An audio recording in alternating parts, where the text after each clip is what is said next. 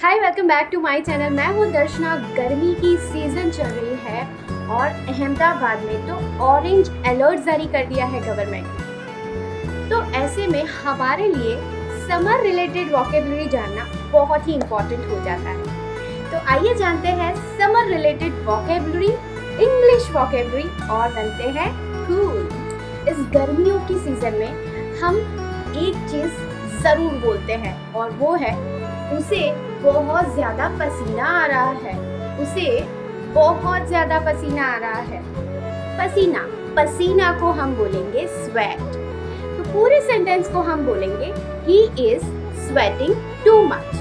He is sweating too much. अगर हम खुद के बारे में बोलना चाहें कि मुझे बहुत ज़्यादा पसीना आ रहा है, तो हम बोलेंगे I am sweating too much. He is की जगह पे हमें बोलना है I am, तो हम बोलेंगे I am sweating too much। आइए चलते हैं नेक्स्ट सेंटेंस पर। Body odour. क्या होता है बॉडी ऑडर?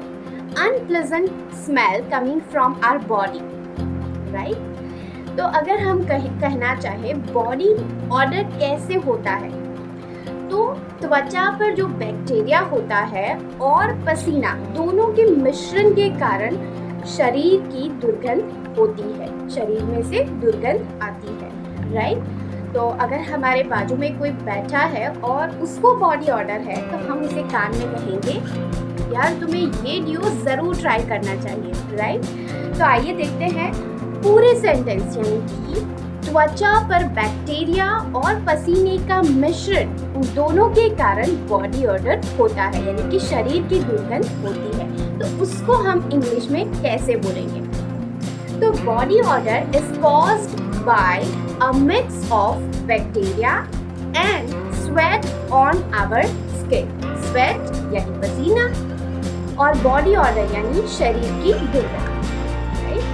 इस गर्मियों की सीजन में हम अक्सर बोला करते हैं बहुत ज्यादा गर्मी है, या तो चिलचिलाने वाली गर्मी है।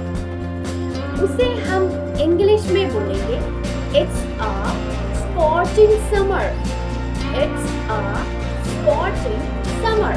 नेक्स्ट, इस गर्मियों की छुट्टी में लोग अक्सर घूमने जाया करते हैं, पर कहाँ?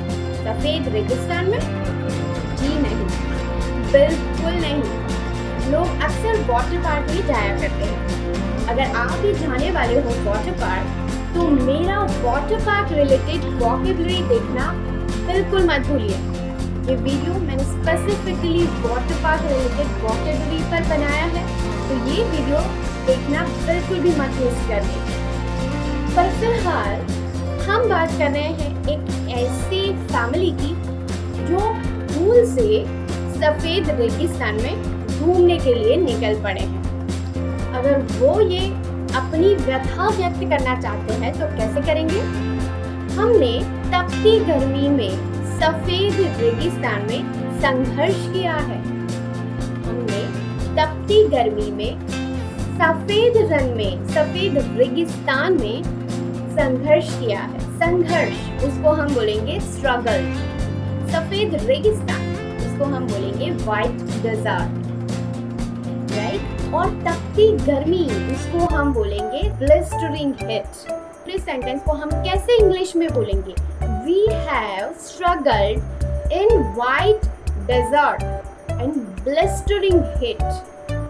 We have struggled in white desert and blistering heat. इस तपती गर्मी की छुट्टियों में हम रिसोर्ट जाना ज्यादा पसंद करते हैं। इसे हम इंग्लिश में कैसे बोलेंगे? We like to go to resort in this sweltering summer vacation. Sweltering यानी बहुत ज़्यादा। जैसे मैंने आगे blistering बताया, तो ये दोनों ही synonyms है। Blistering और sweltering दोनों का मीनिंग होता है बहुत ज़्यादा, तपती गर्मी, ठीक है। तो sweltering summer यानी कि तपती गर्मी। उसके बाद अगर हम बाहर गए हैं और बाहर से हम अगर घर में आ रहे हैं इस समर में, ठीक है, इस स्वेल्टरिंग समर में, तो क्या हम सबसे पहला सेंटेंस हम क्या बोलेंगे? भाई पंखा चालू करो। बहुत ज्यादा गर्मी लग रही है, पंखा चालू करो। तो पंखा चालू करो उसको हम बोलेंगे स्विच ऑन द फैन, या तो फिर turn on the fan. Switch on the fan या तो टर्न ऑन द फैन। ठीक है। इस समर में अगर हम डिनर करके हमारी बालकनी में बैठे हैं तो हम क्या बोलेंगे? ठंडी हवा चल रही है, ठंडी हवा चल रही है। तो उसे हम इंग्लिश में बोलेंगे cold wind is blowing, cold wind is blowing. यहाँ पे हम हवा को एयर नहीं बोलेंगे, हम बोलेंगे wind, cold wind is blowing. यहाँ पे अगर हम डायरेक्टली ट्रांसलेट करें तो उसका मीनिंग डिफरेंट हो सकता है। जैसे कि ठंडी हवा चल रही है तो हम क्या बोलेंगे? अगर कोई जैसे कि इंग्लिश को डायरेक्ट ट्रांसलेट कर रहा है हिंदी टू इंग्लिश को, तो वो बोलेगा कोल्ड विंड इज वॉकिंग। ठीक है, तो ये गलत है।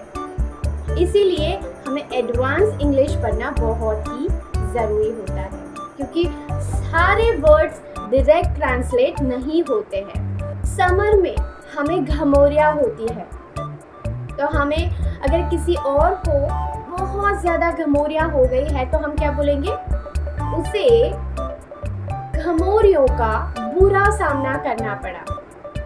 घमौरिया, उसको हम बोलेंगे प्रिकली हिट। बुरा सामना करना पड़ा, सामना यानी सफर भी बोल सकते हैं, राइट। और बुरा यानी बहुत ही अनप्लेजेंट वर्ड है, तो उसको हम क्या बोलेंगे? नेस्टी बॉट, राइट। बुरा, नेस्टी बॉट। तो पूरे सेंटेंस को हम क्या बोलेंगे? उसे घमौरियों का बुरा सामना करना पड़ा। He suffered a nasty bout of prickly hit. He suffered a nasty bout of prickly hit. जब भी हम हमारी मम्मी के साथ हमारे रिश्तेदार के घर जाते हैं और जैसे ही हम रिश्तेदार के घर पे बैठते हैं, हम देखते हैं कि पंखा खट खट खट लोकल ट्रेन की तरह चलता है। और वो देखकर इस गर्मियों के सीजन में हम हमारे मम्मी के कान में तुरंत बोलते हैं, मम्मी गर्मी लग रही है। सो गर्मी लग रही है, उसका इंग्लिश होगा I am feeling hot. I am hot नहीं, I am feeling hot, right. गर्मियों के सीजन में दोपहर को जब सब लोग सो जाते हैं और ठीक 3 बजे सामने वाले चिंटू के घर से आवाज आती है, दीदी बिजली चली गई। और सब लोग सीधा उठ के बिजली चली गई, तो बिजली चली गई उसका इंग्लिश होगा पावर वेंट आउट, या तो फिर power went of. Power went out या तो पावर वेंट ऑफ। जैसे मैंने आगे बताया, अहमदाबाद में गवर्नमेंट ने ऑरेंज अलर्ट दिया है, ऑरेंज अलर्ट जारी किया है। तो उसी के चलते गवर्नमेंट ने हमें कुछ सजेशंस दिए हैं। उसी में से एक है छाछ, पानी या तो तरल पदार्थों का भरपूर सेवन करें। तो उसका इंग्लिश होगा consume plenty of water, buttermilk और other liquids. Consume plenty of water, buttermilk और अदर लिक्विड्स। गर्मियों की सीजन में हम आम तौर पर एक सेंटेंस तो बोलते ही हैं, वो है आज बहुत धूप है। आज बहुत धूप है, तो उसका इंग्लिश होगा it is very Sunny today. It is very Sunny today. धूप का मीनिंग वैसे तो होता है सनलाइट।